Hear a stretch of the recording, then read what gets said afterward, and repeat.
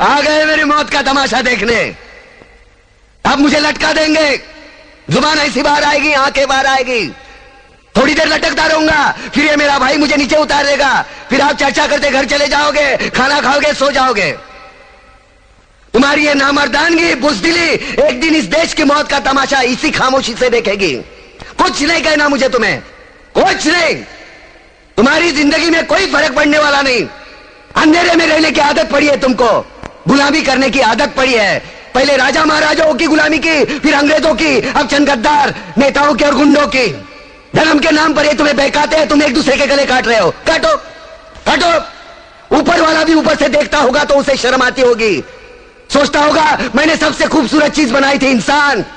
इंसान नीचे देखा तो सब कीड़े बन गए, कीड़े कीड़े। रेंगते रहो, सटते रहो और मरो।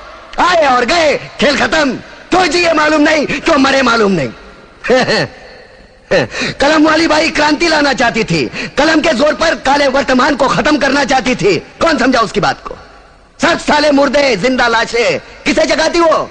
मैं जाग गया, कुछ अच्छा काम करके जा रहा हूं, सुकून है।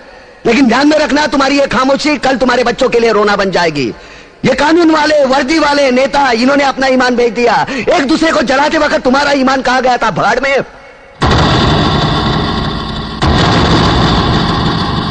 ये पिस्सू जैसा हमारा पड़ोसी मुल्क आने वाले कल में शायद अपने आप को दुनिया के नक्शे पर देख नहीं पाएगा। एक बात भूल रहा है, उनके घर में जो रोटी बनती है ना, उसका आटा भी विदेशी चक्की से पीस के आता है। साले अपने खुद के देश में सुई नहीं बना सकते और हमारे देश को तोड़ने का सपना देखते हैं। वो ये सपना देख सकते हैं क्योंकि उन्हें मालूम है ये मुर्दों का देश है। वतन के लिए किसी को कोई हमदर्दी नहीं है। इसे तोड़ना बिल्कुल आसान है। मैं हिंदू, मैं मुसलमान, मैं सिख, मैं फलाना, मैं ढिमका। एक लाठी को तो कोई भी तोड़ सकता है, लेकिन लाठी के भारे को तोड़ना मुश्किल है। मैंने बचपन में पढ़ा था, स्कूल में, तीसरी में। मैं क्यों समझा रहा हूं तुमको? क्यों समझा रहा हूं? पागल हूं मैं? भूसा भरा पड़ा है मेरे दिमाग में। क्यों बातें कर रहा हूं इन पत्थरों से? हंसो हंसो, खुशियां मनाओ। क्रांति की राह पर एक और कुत्ते की मौत मरने जा रहा है, कल कोई और मरेगा। हमें क्या? हम इसी तरह जीते रहेंगे, है ना? जियो भाई जियो, जैसे चाहिए वैसे जियो। मैं हिजड़े की जिंदगी जीना नहीं चाहता। ए ला, चल चल ला।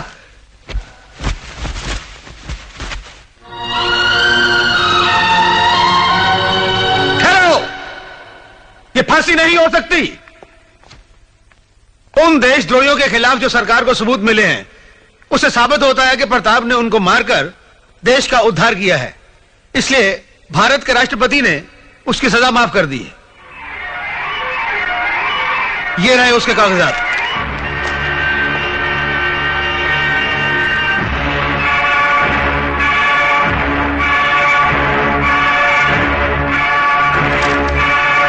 रोक दीजिए फांसी।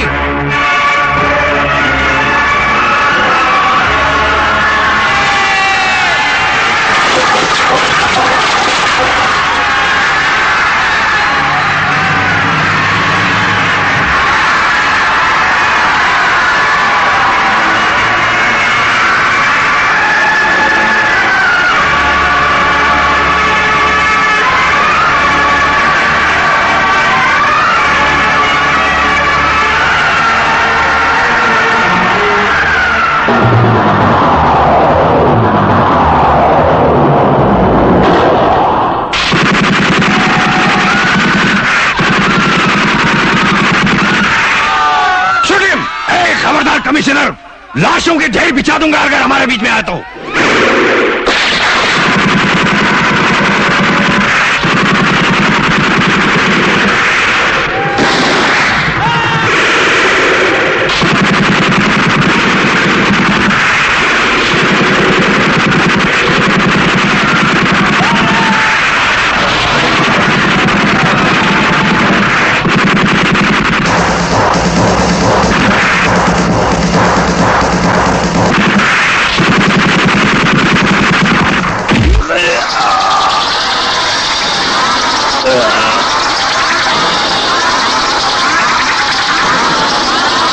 Yeah!